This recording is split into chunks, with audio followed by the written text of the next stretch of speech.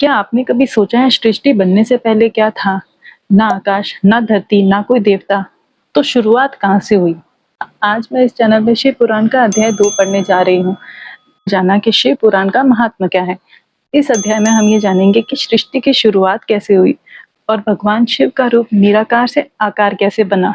भगवान शिव कहाँ थे? सृष्टि से पहले क्या था?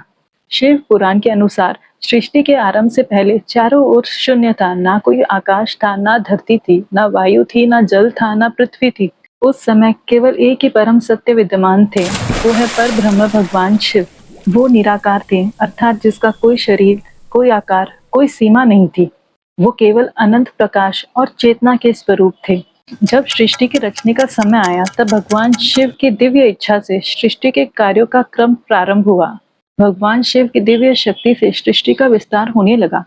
शिव पुराण कहता है कि सृष्टि बनने से पहले ये जरूरी था कि निराकार शक्ति किसी रूप में आए ताकि सर्जन का काम शुरू हो सके।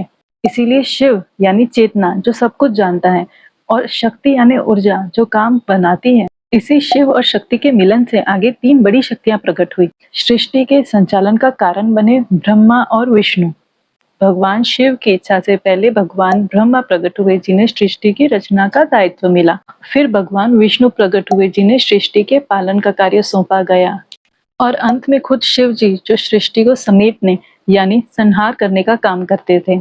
यानी शिव पुराण के अनुसार शिव ही वह मूल सूत्र है जिन्हें सृष्टि बनाना, पालन करना और संहार की शक्ति मिली। इसीलिए शिव जी को एक देवता नहीं बल्कि आदि तत्व यानी सबसे पहला अस्तित्व माना जाता है। पर सबसे सुंदर बात यह है कि भले ही शिव जी ने साकार रूप धारण किया है जैसे जटा, त्रिशूल, डमरू, पर फिर भी उनका असली स्वरूप निराकार ही है। यानी जो शिवलिंग हम मंदिरों में पूजते हैं वो ही उनके असल निराकार अनंत रूप का प्रतीक है, जिसका ना शुरुआत है ना अंत। तो दोस्तों, इससे हमें गहरी सीख मिलती है कि असली शक्ति दिखावे में नहीं हमारे भीतर होती है। शिव जी भी बिना रूप के सर्वशक्तिमान है। इसलिए अपने बच्चों को ये भी सिखाइए कि इंसान की पहचान उसके दिखावे से नहीं होती, उसके भीतर के गुणों से होती है।